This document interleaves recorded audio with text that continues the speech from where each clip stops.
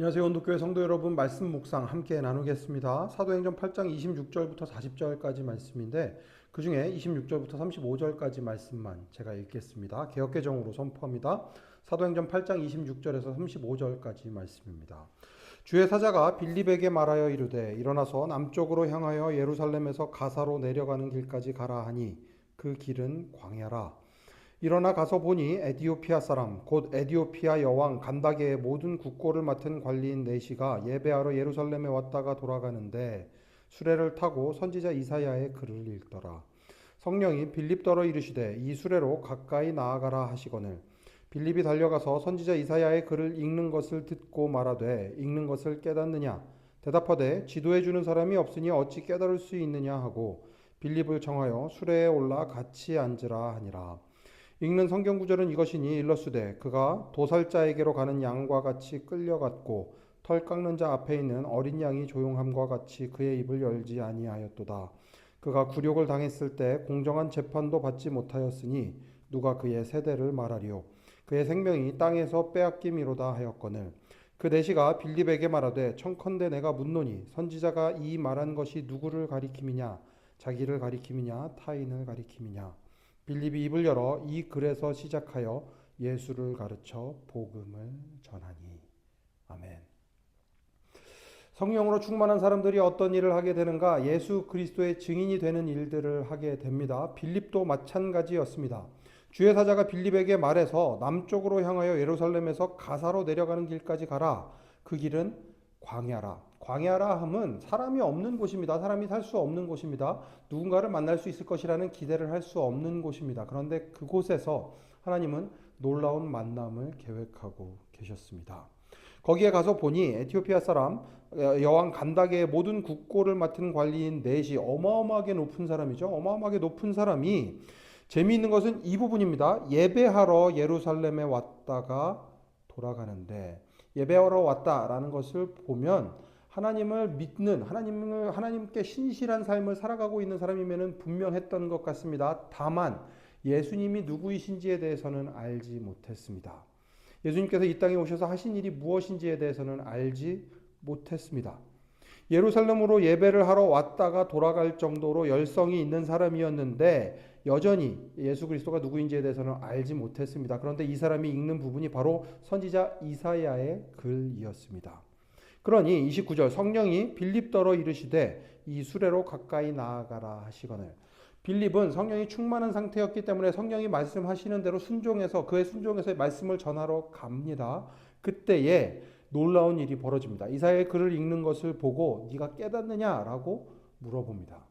사실은 이티오피아 내시가 워낙에 높은 사람이기 때문에 이렇게 대화를 할 수 있다는 것 자체가 거의 불가능에 가까운 일일 것입니다. 그런데 하나님은 이 계획을, 이 만남을 계획하신 하나님은 이것을 통하여 예수 그리스도가 누구인지를 알려주고 싶어 하셨던 것 같습니다. 그래서 놀라운 일이 벌어집니다. 아무렇지도 않게 자기가 읽는 글에 대해서 알려주는 사람이 없으니 어떻게 깨달을 수 있겠느냐라고 오히려 반문합니다. 이것도 놀랍죠. 하나님에 대한 열심이 있었기 때문에 선지자 이사야의 글을 읽을 수 있었고 글을 읽다 보니 예수님에 관한 부분에 대해서 읽게 되었습니다. 그런데 이 사람 질문하는 걸 보면 보통 사람이 아닙니다. 에티오피아 넷이라는 사람이 정말 보통 사람이 아니었다는 것을 질문을 보면 알 수 있습니다. 청컨대 내가 묻노니 34절이죠. 선지자가 이 말한 것이 누구를 가리킴이냐? 자기를 가리킴이냐? 타인을 가리킴이냐? 이 이사야의 말씀이 누군가를 가리키고 있는데 그게 누구인지 알지 못하겠다. 가장 핵심적인 질문을 던지고 있습니다. 그러니까 빌립이 거기에서부터 시작해서 예수님이 누구이신지를 알려주고 있습니다. 아마 오늘 이 이야기를 들으시면서 내가 바로 저 에티오피아 넷이었는데 하고 생각하시는 분들이 있으실 수 있을 것 같습니다. 예수님을 믿고 싶었는데 내 삶에 무언가가 더 있을 것 같은데 알지 못했던 삶에서 예수님을 알게 됨으로 그 비어져 있던 조각이 채워지는 놀라운 경험을 하시게 된 분들 있으실 것입니다. 그 과정 가운데 여러분을 도와준 사람이 있었습니다. 또 이런 과정들을 거치지는 않았지만 태어날 때부터 이미 믿는 가정에서 자라서 자연스럽게 믿음을 가지게 된 분들도 있으실 것입니다. 여러분들도 역시 누군가로부터 그 복음을 전해 들었습니다. 여러분의 부모님이든 여러분의 할머니 또는 여러분의 친구들이든 누군가로부터 아주 자연스럽게 복음을 전할 수 있는 기회가 있었습니다. 어떤 방식으로 예수님을 믿게 되었든지 간에 여러분이 믿게 된 데에는 누군가의 도움이 있었고 그 도움 때문에 예수 그리스도가 누구이신지를 알게 되었고 그 복음에 따라 살아가게 되었습니다. 그렇다면 그렇게 성령을 받은 우리들, 성령으로 충만하게 된 우리들은 또 누군가에게 예수 그리스도를 전해 주어야 할 사명이 있습니다. 성령님께서 마음에 주시는 그 한 사람을 위해서 투자할 수 있어야 됩니다. 투자하고 또 초대하십시오. invest and invite. 그렇게 할 때에 하나님께서 놀라운 일을 여러분들을 통해 행하실 것입니다. 누군가 나에게 전해준 그 복음을 전해주기 위해 오늘도 최선을 다하는 우리 온도교회 성도님들 되시기를 간절히 축원합니다. 함께 기도하겠습니다. 하나님, 나의 삶을 돌아보면 누군가가 나에게 복음을 전해 주었기 때문에 내가 이렇게 예수 그리스도를 믿어 하나님의 자녀로 살아갈 수 있게 되었음을 고백합니다. 그 놀라운 은혜를 나에게 허락하셨으니 이제는 또 다른 이에게 그 은혜를 나누어주며 살아가는 저희들의 삶 되게 하여 주시옵소서. 저희들에게 차고 넘치게 주시는 은혜를 또 다른 이들에게 나누어 주므로 또 다른 이들이 예수 그리스도를 믿게 되는 놀라운 일들이 일어나게 하여 주시옵소서. 모든 말씀 예수님 이름으로 기도합니다. 아멘. 오늘도 다른 사람들에게 예수 그리스도를 전하기 위하여, 그래서 또 이 땅을 하나님의 온도로 맞추기 위하여 애쓰는 온도교회 성도 여러분, 오늘도 샬롬입니다.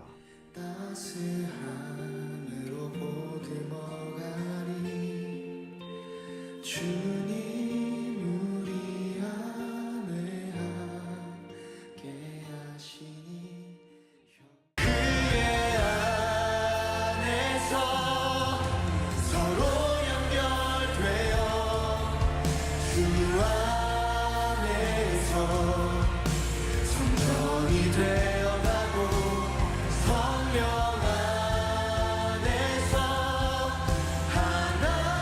하나님의 거하신 저소 되기 위해 함께 지어져가네. 그의 안에서 서로 연결되어 주 안에서 성전이 되어가고 성령 안에서 하나님의 거하신 저소 되기 위해 함께 지어져가네. 그의 안에서 서로 연결되어 주 안에서 성전이 되어가고 성령 안에서 하나님의 거하신 저소 되기 위해 함께 지어져가네.